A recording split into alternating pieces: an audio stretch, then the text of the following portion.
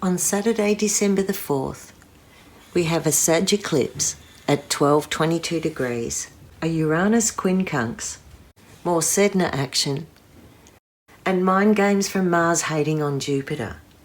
There's enough scattergun here to hit a moving target while aiming elsewhere, and an undercurrent stretching you beyond what you know or where you thought possible. Sagittarius is the sign of the archer, pointing their arrow to the galactic centre of the universe. They're inspiring and optimistic, aiming high with a broad vision, spurred by the hope that there's always more. This new moon is joined by Mercury and Vesta, highlighting beliefs, faith, communication, and with Vesta, a core issue of consent. Conversations around law, policy, borders, and religion get more splintering division, and investigations into sketchy financial practices could reveal how big money gets shifted around the world. Social media and privacy laws will also get a burn. The Sun and Moon are hovering near the South Node, so this eclipse represents a reckoning and a turning away from an existing culture or ideal. Sagittarius always looks to expand the boundaries in new directions. In the process, it can expose its shadow of fanaticism and arrogance. There's almost something culty about its vibe. 2 weeks ago, the last moon was a Taurus eclipse, and Vesta was special guest of the Sun and Moon. The combo shifted the shade on personal boundaries, with work vax mandates and protests around the world. Britney was freed. Chinese tennis star Peng Shuai disappeared for 3 weeks after publicly accusing a top party official of sexual assault. In New South Wales, a common sense law of affirmative consent was established in sexual assault cases. Sedna was fully hooked in, and the path of the eclipse hit North America, East Russia, and the Pacific Ocean. Uranus was opposite Mars, being volatile, and we said there'd be splinter groups, surprise announcements, and a watered-down COP26 at the UN Climate Summit. This eclipse, Sedna is still active, and it's joined with Ceres and the North Node in Gemini. Ceres and Sedna are powerful feminine deities who provide nourishment, food, and abundance from the earth and sea. When they're suffering, they turn off supplies. They also represent rising sea levels, extreme weather, climate activism, and plagues. There's increasing pressure to resolve and evolve beyond limiting beliefs, to nurture new forms and collaborate with the earth instead of competing with her. There's something we badly need to learn, and it can lift the collective baseline to a new level if we get it. Sedna moves beyond clinging to victimhood and sacrifice to a place of empowerment with a multi-dimensional view.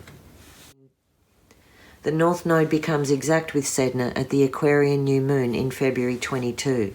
That's one to put in your calendar, with a big get woke up note next to it. This moon phase, Uranus is once again in a tight situation, quincunx the Sun and Moon, and square Saturn.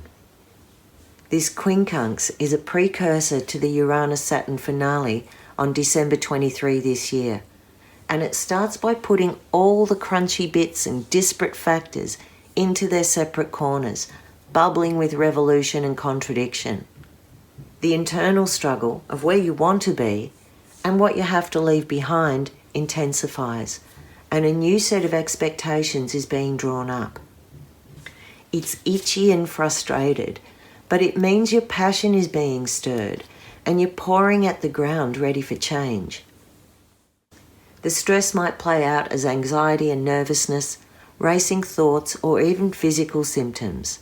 You might voice your impatience in an unpredictable way. The best thing here is to keep yourself grounded and return to source. Keep it simple. Play nice music, walk barefoot in the grass, and eat nourishing food. Get on top of your budget. Become aware of your realistic needs and pace yourself. What's Pluto doing? It's caught up in a planet salad with this eclipse that touches on fated meetings, sudden attraction, and accepting a loss can ultimately galvanise new strength and hope. Venus and Pluto have paired up in a bittersweet signal to say goodbye to something or someone you felt deeply about. Venus says you can do it gracefully, but watch your impulses don't get the better of you. Mars in Scorpio is blocking Jupiter, and this repeats the previous theme of frustration and impatience, a clash of beliefs and boundaries. For some, ambitions get cut, faith dries up, and steamy aggression gets overbearing and toxic. Watch out, you fixed signs, Taurus, Leo, Scorp and Aquarius. Jupiter and Mars can con you into wanting the last word, slamming doors and getting in a tiz. But wait, Neptune and Mars are weaving another opportunity into the story with Pluto, helping to regenerate strength, focus your intentions, and wake up from a dream.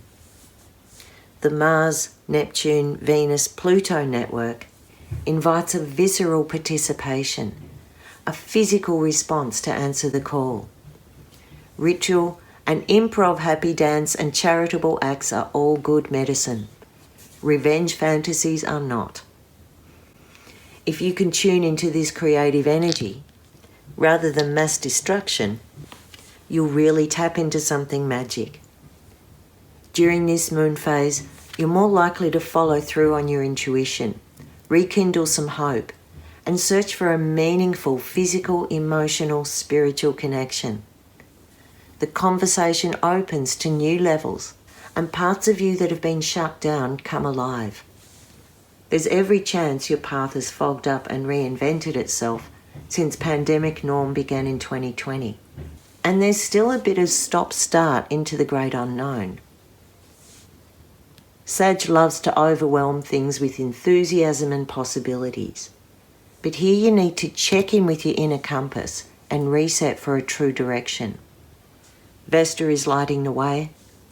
Pluto's transforming old patterns, and Sedna is birthing a new form. There's plenty of distractions to tempt you to experiment with fate, and decisions might come through a process of elimination. But this eclipse ignites a flame that guides your future to its new home.